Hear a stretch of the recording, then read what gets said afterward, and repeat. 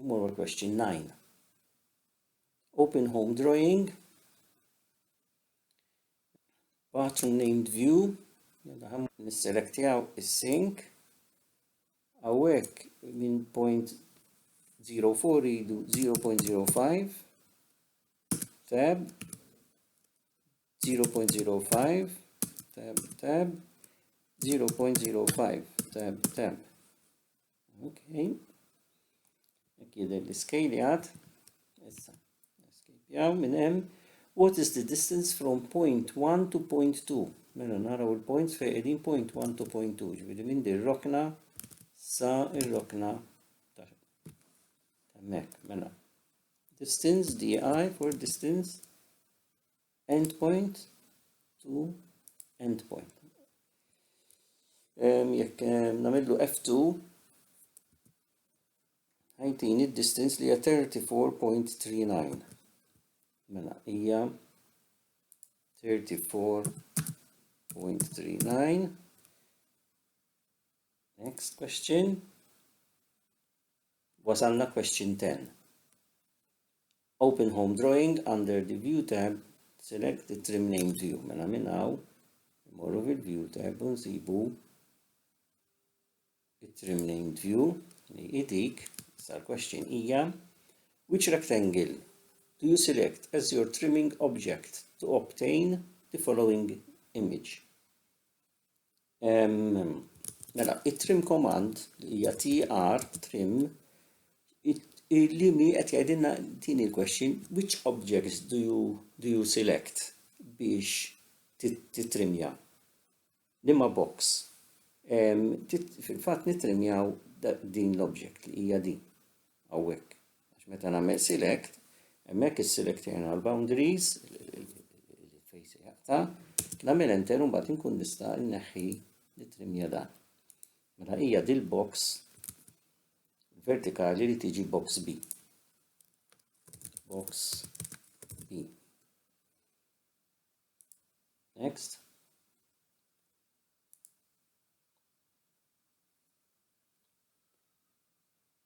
Question, question 11. Mela, open the home drawing under the view tab within the view, trim named view fejn aħna extend line 1 to point 1. Mela.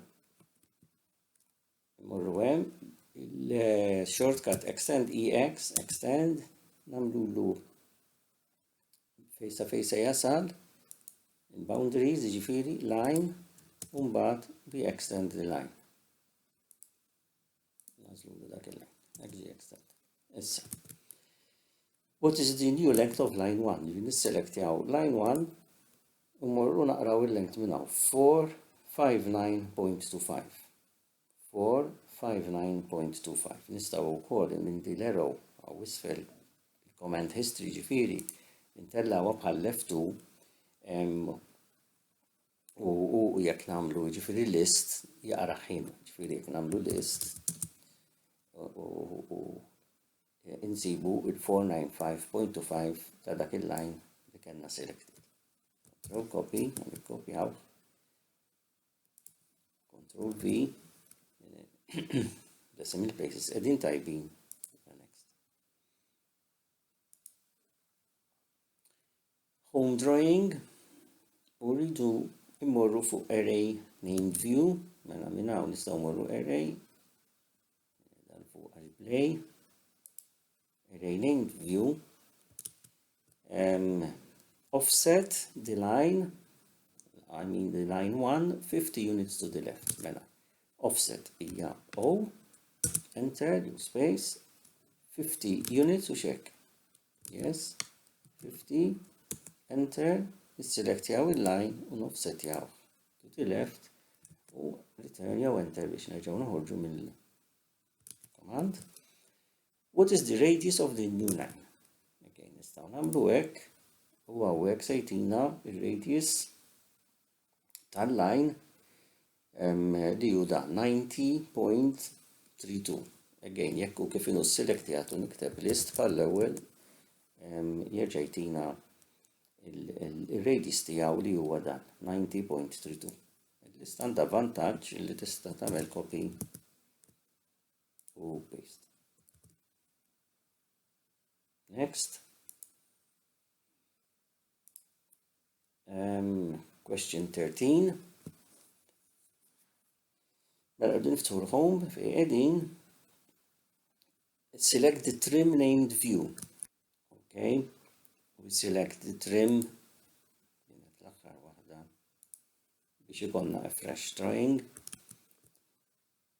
Select box 1 using the grips stretch box 1 up 30 units. Mela. Box 1 hija dik u xek. Bil-grips hover jew hemm stretch u nagħmlu l-aħjar nafżu l-F8 ortho on 30 units u tal-linja 30 units. Issa xerit iktar. What is the length of the newly formed polygon? Ġifieri t-tul ta' din. Again, nistgħu mmorru għaw jaqraħulna length 1139.31 jew again bil-list command return dak għalih mbagħad hawnhekk huwa length huwa l-perimeter. Copy. Paste. 2 decimals mela nistgħu nkomplu.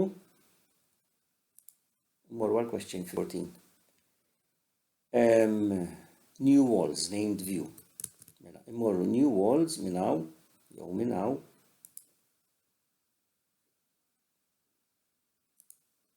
Morna new walls. Issa naraw il-question. Join line 1 and line 2. Ta' tnejn. Mela join J u we select daw. Issa jiena nista' nagħmel closing window u nisselect jew nisselect wieħed u mbagħad l-ieħor. Alright. What is the area of the new formed polygon? L-istess ħaġa jew hawn naqra l-area minn hawn jew inkella biex nagħmel il-copy paste list view u insib l-area li hu suppost naturalment daqsu notaw l-area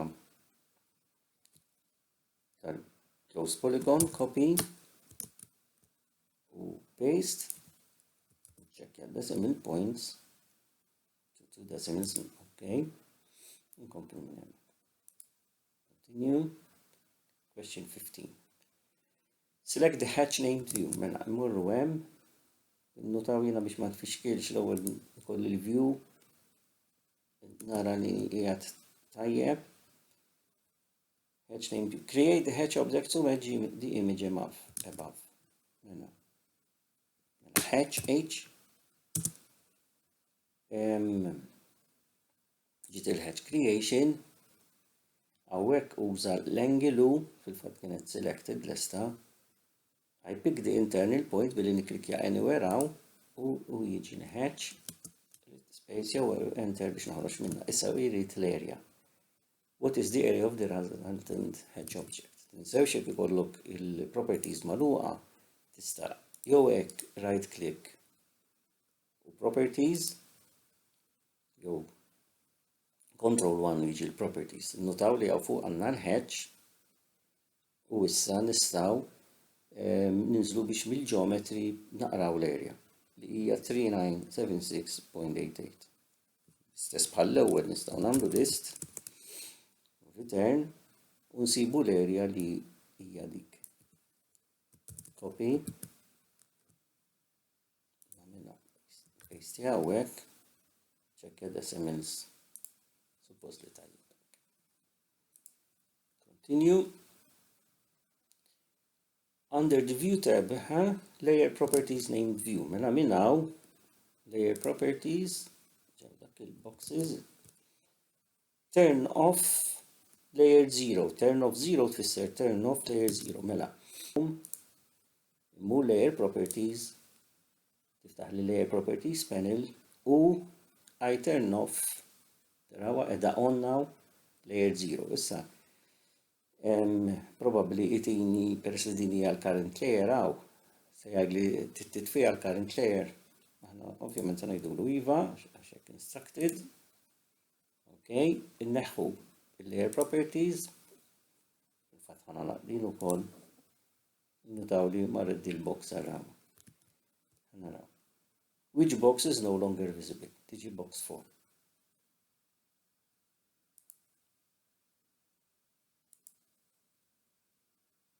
Okay. Mela ħan għamlu question 17. Open home drawing. Mela niftħu il-home drawing. Okay. Insert the block named anywhere in the drawing. Mela. Insert I. Il-block jisimma GNO2 type jgħid il-G u minn din lista kollha ġifieri biex niġi mill-ewwel hemmhekk u għandha miktub certified. Okay. Okay. Issa. What does the text within the block say? It says certified.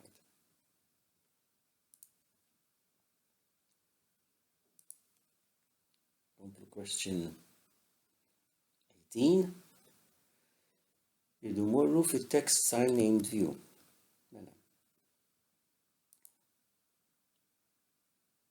Text style. Okay. What is the style of the EPS object? Dal-object x'inhu l-style? Jekk nagħmlu control 1 you right click.